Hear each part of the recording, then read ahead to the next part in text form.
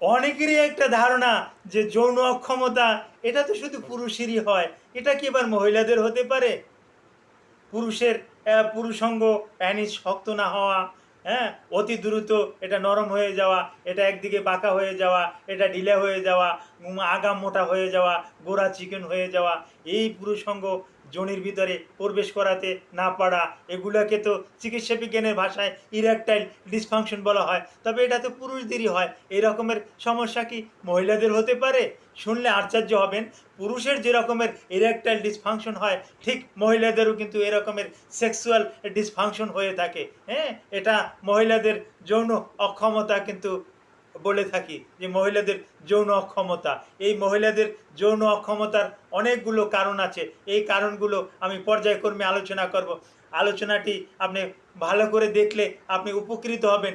পুরুষের তুলনায় মহিলাদেরও কিন্তু যৌন অক্ষমতা একেবারে একটা কম না, মোটা অংশের একটা এই সমস্যা কিন্তু কাপেল যুগল যখন সরাসরি আমার কাছে আসে, এসে যখন এ ব্যাপারে আলাপ আলোচনা করে, তখন তাদেরকে পরামর্শ দেই এবং এই পরামর্শ অনুযায়ী যখন তারা চলে, কিছু ট্রিটমেন্ট দিয়ে দেই, কিছু কাউন্সিলিং করি, এরপরে কিন্তু তারা ভালো হয়ে যায়। ওই মহিলা কিন্তু তখন আর এই সমস্যায় থাকে না।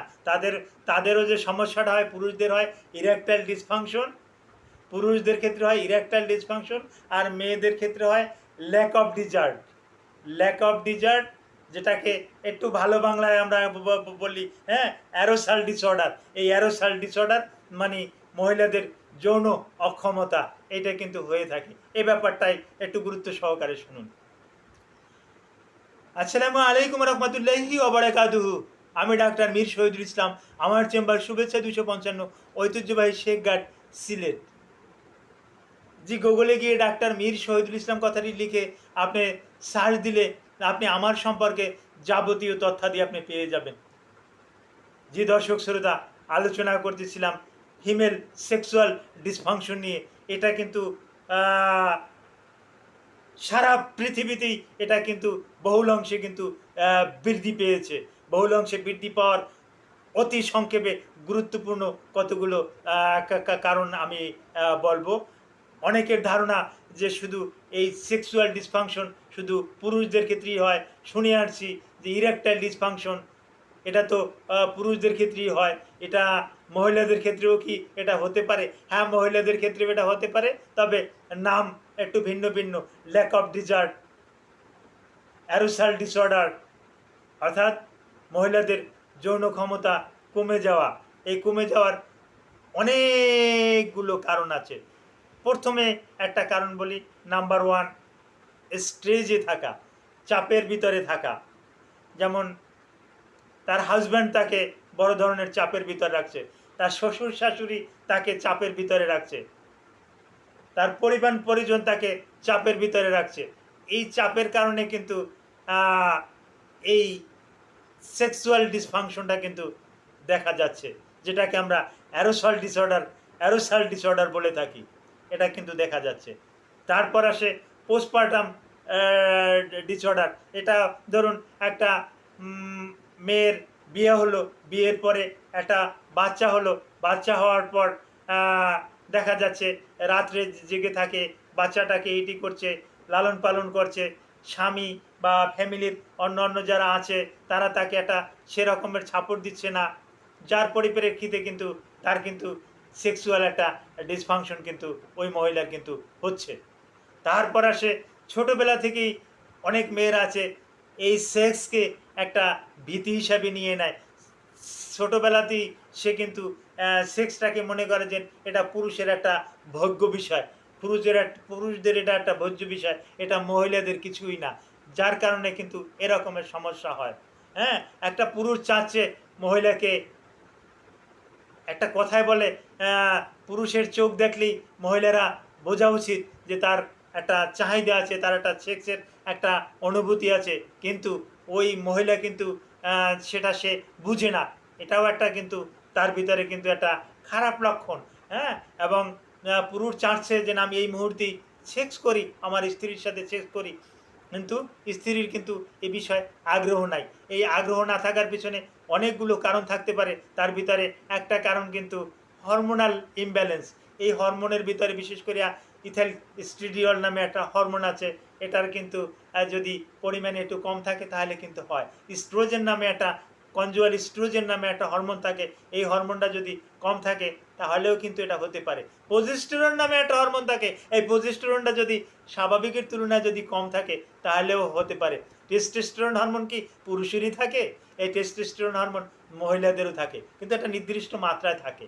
কিন্তু এই নির্দিষ্ট মাত্রার থেকে যদি কমে যায় তাহলেও কিন্তু মহিলাদের সেক্সুয়াল ডিসফাংশন হতে পারে এবং হচ্ছে। সচরাচর দেখছি এই টেস্টোস্টেরন টেস্টে দেখা গেছে মহিলাদের টেস্টোস্টেরনের পরিমাণটা কিন্তু স্বাভাবিকের থেকে একেবারে একেবারে কম। এবং যাদের ডোপামিন হরমোন সেক্রেশন কম হয়, সেক্সুয়াল কোনো গল্প টল্প, সেক্সুয়াল কোনো উত্তেজক কোনো ছবি, উত্তেজক কোনো কথা, স্বামী স্ত্রীর বিভিন্ন রকমের আলাপ আলোচনা এগুলো করার পরও যে সমস্ত মহিলাদের এই অর্গানগুলো হচ্ছে না, এই অর্গানগুলো কি আমি কিছু ধারণা দিচ্ছি। বিশেষ করে সেক্স করার সময় মহিলাদের বিশেষ করে এই ব্রেস্টের কিছু পরিবর্তন ঘটে। ব্রেস্টের বিশেষ করে নিপেলগুলো হার্ড হয়ে যায়, নিপেলগুলো শক্ত হয়ে যায়। হ্যাঁ, এই নিপেলগুলো শক্ত হচ্ছে না এবং মহিলার ব্রেস্টে হাত দিলে মহিলার একটা সেক্সের একটা অনুভূতি আসে।